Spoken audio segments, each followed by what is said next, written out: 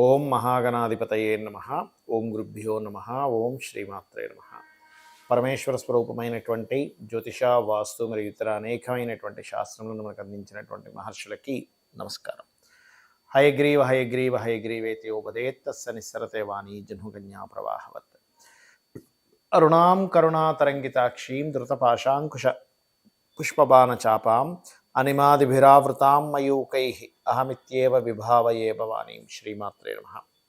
ప్రేక్షకులకి ఆ లలితాంబిక అమ్మవారి యొక్క అనుగ్రహం పరిపూర్ణంగా కలగాలని మనస్ఫూర్తి కోరుకుంటూ మనం ఈ వారం 8వ తేదీ నుంచి 14వ తేదీ వరకు ఉన్నటువంటి గ్రహస్థితి ఏ విధంగా ఉంది అని చూసుకున్నట్లయితే 8 నుంచి 14 వరకు తులారాశి నుంచి మకర రాశి వరకు చంద్రుడి యొక్క సంచారం జరుగుతుంది. అదేవిధంగా ఈ వారం మొత్తము కూడా మీకు శుక్రకేతువులు కన్యారాశిలోని, బుధాదిత్య యోగంలో సింహరాశిలో రవి బుధులు, అదేవిధంగా మనకి మిథునంలో కుజుడు, వృషభంలో గురువు, కుంభంలో శని వక్రించి మీనరాశిలో కేతువు యొక్క రాహు యొక్క సంచారం జరుగుతుంది.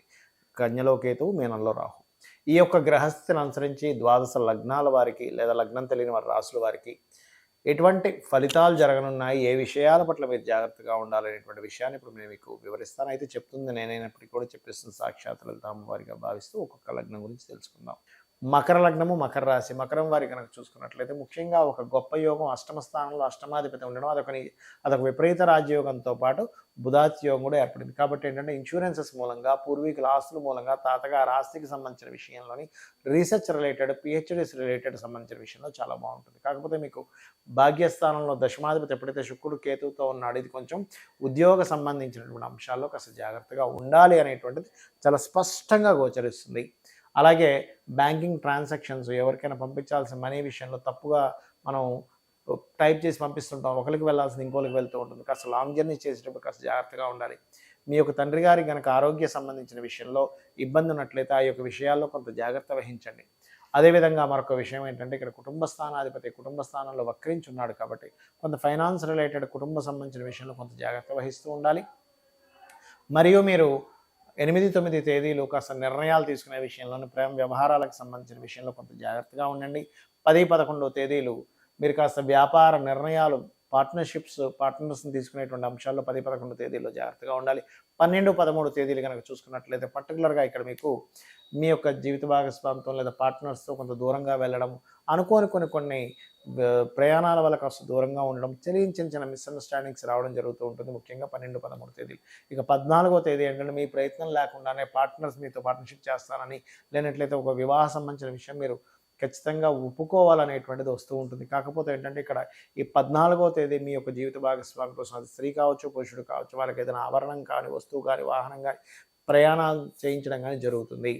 అదేవిధంగా ఇక్కడ గమనించుకున్నట్లయితే ఈ ఫైనాన్స్ రిలేటెడ్ సంబంధించిన విషయంలో మీకు కాస్త ఎక్కువ స్ట్రెస్ ఉన్నట్లయితే ఆ యొక్క విషయంలో కాస్త శని భగవానుడి దగ్గర మరియు శుక్రకేతు గ్రహాల దగ్గర దీపారాధన చేయండి, అన్ని విధాలా బాగుంటుంది. మరియు ఇక్కడ మీరు నిత్యము ఆరాధించాల్సిన దేవతా స్వరూపం కూడా అమ్మవారి ఆరాధన, అందులో ముఖ్యంగా లలితా అమ్మవారి యొక్క ఆరాధన, వారాహి స్తోత్ర పఠనము, శ్యామలా అమ్మవారి యొక్క స్తోత్రాలు పఠించడము, గోవులకి క్యారెట్లు మరియు అదేవిధంగా గ్రాసము, తీపి చపాతీలు తినిపించండి, అన్ని విధాలా బాగుంటుంది. చాలామందికి ఒక సంశయం ఉంది, ఏమిటంటే నేను పూజలు చేస్తున్నాను కానీ పూజలు చేయని వాళ్ళకి కూడా మంచి ఫలితాలు కనిపిస్తున్నాయి, ఎన్ని పూజలు చేసినా నాకు మంచి ఫలితం కనిపించట్లేదు. ఇక్కడ మనం ఒక గొప్ప విషయం తెలుసుకోవాలి. ఏమిటది అంటే, ఇక చిన్న ఎగ్జాంపుల్ చెప్పి నేను మీకు విషయాన్ని అర్థమయ్యేలా చేస్తాను. చూడండి, 2 వ్యక్తులు లోన్ తీసుకున్నారు. ఒక వ్యక్తి ₹1,00,000 లోన్ తీసుకున్నాడు, ఇంకో వ్యక్తి 10 లక్షలు లోన్ తీసుకున్నాడు. ₹1,00,000కి ఈయన ప్రతి నెల 15,000 కట్టేసుకొని క్లియర్ చేసుకున్నాడు ఒక 10 నెలల్లో. ఇంకో వ్యక్తి కూడా ప్రతి నెల 10,000 కడుతున్నాడు. కానీ ఇద్దరికి ఒకటేసారి అప్పు తీరిపోదు. ఈయనకి చూస్తే తీరిపోయింది అంటాడు ₹1,00,000 తీసుకున్న వ్యక్తికి, ఈయనకి చూస్తే బాబు ఇంకా నీ యొక్క అప్పు 9,10,000 ఉందంటారు. ఇదేమిటండి, ఇద్దరం కట్టాం కదా అంటే, మీరు తీసుకున్న అప్పు ఎక్కువ, ఈయన తీసుకున్న అప్పు తక్కువ. అంటే ఒక పూజ చేసినప్పుడు, లేదా ఒక జపం, ఒక గురువు గారి దగ్గర ఒక మంత్రం తీసుకున్నప్పుడు, లేదా కొన్ని అమావాస్యలో కొన్ని తీసుకుంటూ ఉంటాం, లేదా కొన్నిసార్లు దీక్ష తీసుకుంటూ ఉంటాం. అలాంటప్పుడు ఏమవుతుందంటే, మీరు చేసినటువంటి పూజాది కార్యక్రమాలు ఎంత నిష్టగా చేస్తున్నా మీ యొక్క కర్మ ఇంకా అక్కడ బ్యాలెన్స్ ఉన్నప్పుడు మీకు ఫలితం కొంతే కనిపిస్తూ ఉంటుంది, పూర్తిగా కనబడదు. వీరికి ఎవరికైతే తొందరగా ఫలితం కనబడిందంటే దాని అర్థం ఏమిటంటే పూర్వజన్మ కర్మ కొంతే ఉంది. ఈ కొంత కర్మ ఈ దేవతా అనుగ్రహాన్ని జపం చేసుకోవడం ద్వారానో, పూజో, వ్రతమో చేయడం ద్వారా తొందరగా అయిపోయింది అక్కడ. అంటే అప్పు తీరిపోయినట్టుగా. అప్పు తీరిపోయినప్పుడు ఏమవుతుంది? అప్పువాడు మన ఇంటికి రాడు. ఇది మీరు కట్టాలంటే బ్యాలెన్స్ ఎంత ఉంది అని చెప్పడు. ఆ రకంగా ఇది మీరు మొట్టమొదటిగా ఇది మీరు అర్థం చేసుకోండి. రెండవది, రాంగ్గా మనకి హెల్త్ ఇష్యూ వచ్చినప్పుడు రాంగ్ ట్యాబ్లెట్ వేసుకున్నట్టుగానే మనకి ఏదైనా ప్రాబ్లం వచ్చినప్పుడు ఒకటి ఉంటే ఇంకోటి చేస్తూ ఉంటాం. అంటే ఎలాగా? అంటే ఏమండి మరి అవి చేసుకుంటే వేరే ఫలితం రాదా అంటే దానికి వేరే ఫలితం వస్తుంది. అంటే ఎలాగా? చిన్న ఎగ్జాంపుల్ చెప్తాను చూడండి. మనకు తలనొప్పి వచ్చింది. మనం వెళ్ళి తలనొప్పి వచ్చింది హాస్పిటల్కి వెళ్ళాము, లేకపోతే మెడికల్ షాప్కి వెళ్ళాము, ఈనో తీసుకున్నాం, వేసేసుకున్నాం, తగ్గుతుందా? అస్సలు తగ్గదు. లేదా తలనొప్పి వచ్చింది, జ్వరం ట్యాబ్లెట్ వేసుకున్నాం, వేసేసుకున్నాం, తగ్గదు. B12 పెంచేటువంటి ట్యాబ్లెట్ వేసుకున్నాం, తగ్గదు తలనొప్పి. ఏం వేసుకుంటే తగ్గుతుంది? శారిడాన్ లేదా జండు బామ్ రాసుకోవాలి, లేదా ఎవరితోనైనా తలని కాస్త మసాజ్ చేయించుకోవాలి. ఇవేవీ కాకుండా మనం ఏదో చేస్తే దాని రిజల్ట్ రాదు. అలాగే అందరూ చేసే మిస్టేక్ ఏంటంటే, మీకు వివాహ సంబంధించిన విషయంలో ఇబ్బంది ఉంది అనుకుందాం, కాసేపు వివాహం కుదరట్లేదు అనుకుందాం. సప్తమాధిపతి ఎవరు, 12వ అధిపతి ఎవరు, మహాదశ ఏం నడుస్తుంది, ఏ మహాదశ దీనికి వ్యతిరేకిస్తుంది, దానికి సంబంధించిన దానము, దానికి సంబంధించిన అధిష్టాన దేవతను చేసుకోవాలి. అంతేగాని ఏదో చేసేసామండి, మేము ఫలానా ఆ పూజ చేసేసాం, ఈ సుదర్శన హోమం చేసాం, రావట్లేదు. ఎందుకు వస్తుంది? ఒక్కసారి ఆలోచించండి. మీకు బ్యాంకులోకి వెళ్ళి మీ చెక్కు పాస్ అవ్వాలి, మీ చెక్కు ఇచ్చి డబ్బులు రావాలి. అప్పుడు ఏం చేస్తారు? మీరు కౌంటర్కి వెళ్ళి ఆ కౌంటర్లో ఉన్నటువంటి వ్యక్తికి ఆ చెక్ని ఇస్తారు. ఇచ్చినప్పుడు ఆ వ్యక్తి తీసుకొని ఓకే ఇందులో బ్యాలెన్స్ ఉంది, మీరు ఈ డబ్బులు తీసుకోండి అని ఇస్తారు. అంతేగాని మీరు వెళ్ళి బయట ఒక వాచ్మ్యాన్ ఉన్నాడంటే అక్కడ గన్ పట్టుకొని కూర్చున్నాడు, సెక్యూరిటీ పర్సన్, ఆయనకి చెక్ ఇచ్చాను, నాకు డబ్బులు ఇవ్వలేదు. ఆయన ఇప్పుడు ఎందుకు ఇస్తాడు? ఆయన పని కాదు అది. లేదా లోపలికి వెళ్ళిపోయి అకౌంట్ సెక్షన్లో ఉండేటువంటి ఎవరికి నేను చెక్ ఇచ్చాను, అవ్వలేదు, ఆయన ఇవ్వడు.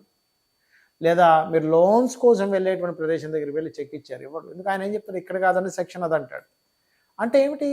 మనం హెల్త్ విషయంలో ఏ ట్యాబ్లెట్, ఏ దానికి ఏ మెడిసిన్ వాడితే ఎలా తగ్గుతుందో, ఒక బ్యాంకుకి వెళ్ళినప్పుడు ఎలా అయితే ఉంటుందో, ఒక లోన్ కావాలంటే ఎలాంటి ప్రాసెస్ ఉంటుందో, ఒక సచివాలయానికి వెళ్ళినప్పుడు మన ప్రాబ్లమ్ని బట్టి ఏ సెక్షన్కి వెళ్ళి మాట్లాడాలో ఎలా అయితే ఉంటుందో, మనం కూడా చేసే మిస్టేక్స్ ఏంటంటే ఒకటి ఉంటే ఒకటి చేస్తున్నాము. ఇది ఇంకొకటి మెయిన్గా.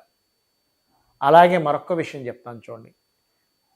చాలామంది ఒక పూజ చేస్తారు, ఇంకా రిజల్ట్ కనబడకపోయేసరికి వెంటనే చాంటింగ్ స్టార్ట్ అవుతుంది లోపల. అసలు ఎంత శ్రద్ధగా చేస్తారో, ఈ పూజ చేశాను నాకేం అవ్వలేదు, ఈ సత్యనారాయణ సంవ్రతం చేసుకుని ఏం అవ్వలేదు, ఈ క్షేత్రానికి వెళ్ళాను ఏం అవ్వలేదు. మీరు ఎప్పుడైతే దానికి రెగ్యులర్ చాంటింగ్ చేస్తుంటారో మీకేమవుతుందంటే మీ సబ్కాన్షియస్ మైండ్, మీ సెల్ లెవెల్లో ఉన్నటువంటిది, మీ సోల్, మీ సబ్కాన్షియస్ మైండ్ ఏమనుకుంటుందంటే ఇతనికి ఏమి చేసినా ఫలితం రాకూడదేమో అనుకుంటుంది. గుర్తుపెట్టుకోండి, ఏమి చేసినా ఫలితం రాకూడదేమో, అందుకేనేమో అని అది ఏం చేస్తుంది? ఓహో ఫలితం రాకూడదు అనుకుంటా. అలా ఎప్పుడు అనుకోకండి.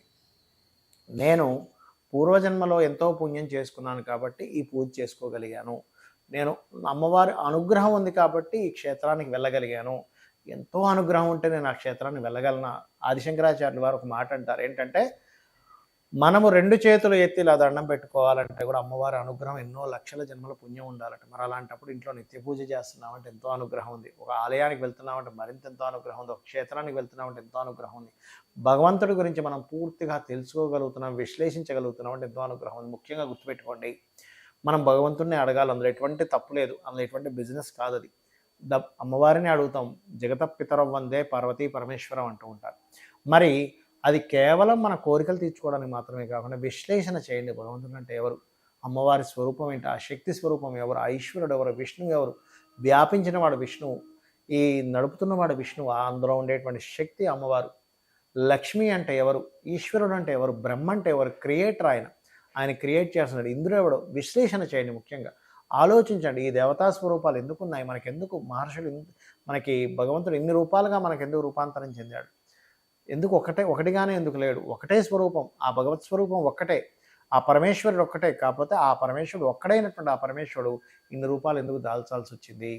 మనం ఎందుకు మనం ఒక ఆఫీస్ పెట్టుకున్నాం, మనం ఒక్కళ్ళమే ఎందుకు నడిపించట్లేదు? మనం అకౌంటెంట్ని పెట్టుకుంటున్నాం, సెక్యూరిటీని పెట్టుకుంటున్నాం, లేనట్లయితే ఒక క్రియేటివ్ టీంని పెట్టుకుంటున్నాం, లేనట్లయితే ఒకరు సాఫ్ట్వేర్ రిలేటెడ్ డిపార్ట్మెంట్ పెట్టుకుంటున్నాం. ఎందుకు పెట్టుకుంటున్నాం? ఒక్కడమే అందరి చేయొచ్చు కదా? కాదు, దాని డిపార్ట్మెంట్స్ ఎట్లా ఉన్నాయో ఒక ఆఫీస్‌కి మెయిన్ పర్సన్ ఒకలే ఉన్నప్పటికీ ఎన్ని డిపార్ట్మెంట్స్‌లో ఇంతమందిని ఎలా అయితే నియమించారో, వాస్తుపరంగా ఇంట్లోని ఆ రకంగా నియమించడం జరిగింది. జ్యోతిష్ శాస్త్రం పరంగా ఒక్కొక్క గ్రహం ఒక్కొక్క పోర్ట్‌ఫోలియో ఇవ్వడం జరుగుతుంది. దేవతల పరంగా భగవంతుడు ఒక్కొక్క దానికి అగ్నికి, వాయువుకి, జలానికి రకరకాల దేవతలకి ఆ యొక్క శక్తుల్ని ఇవ్వడం జరిగింది. ఆ శక్తులతో నడిపించడం జరిగిందనేటువంటి సత్యాన్వేషణ మనకెప్పుడైతే జరుగుతుందో మనం చాలా ఆనందంగా ఉంటాం. ఈ విశ్వంలో ఉన్నది ఆనందం మాత్రమే. దుఃఖాన్ని మనం తెచ్చుకుంటున్నాం అనే విషయాన్ని మనం తెలుసుకోవాలి. అమ్మవారి యొక్క అనుగ్రహాన్ని మనం పొందాలని కోరుకుంటూ శ్రీమాత్రే నమః.